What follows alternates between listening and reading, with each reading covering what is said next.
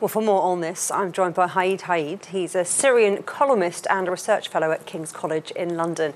Thanks for joining us. Now, these sound like important developments in Syria. So let's talk about what this means for Daesh. Is it the end? It's definitely not the end. What we are seeing so far is that the group has been losing the territories that it used to control since 2014. The group is presenting itself as a state, and so far the military operations against ISIS is dealing with it as a state. And this is also why we are seeing that many people are looking at it as if it's losing territories. That means the group is defeated. But we should not forget that the group is a terrorist group. The group used to operate in small units in different parts of the region, and it didn't use to control territories in Syria. This is why I think the group will continue to conduct hit-and-run operations in small groups or suicide missions as well, such as car bombs or different types of explosive materials.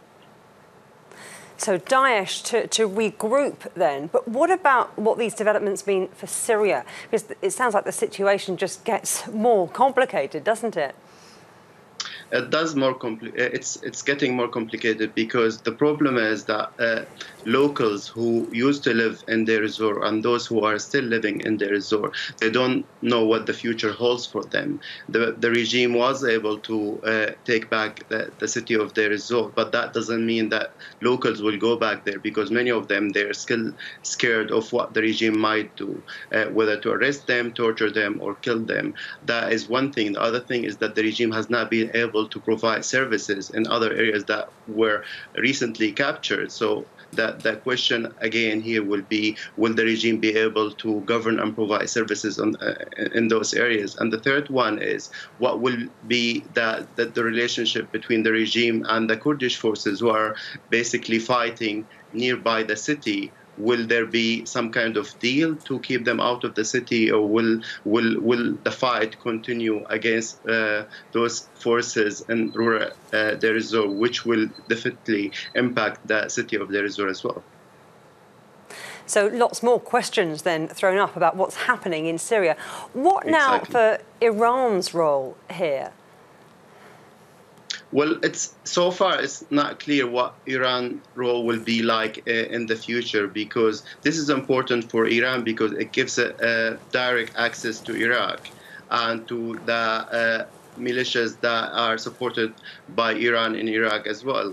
But the issue here will be basically will depend mainly on what the future agreement and deal between Iran, Russia, and the regime will be like in Syria, because Russia wants a strong state inside Syria. Iran wants a weak state but strong non-state actors, especially militias that are attached to it.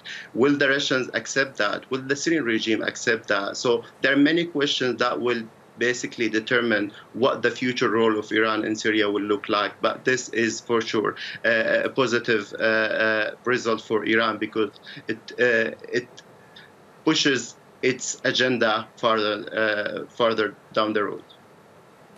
So pushing the Iran agenda in terms of Daesh, though, the group isn't defeated, but they're regrouping. Well, Haid, thank you very much for your insight. Thank you.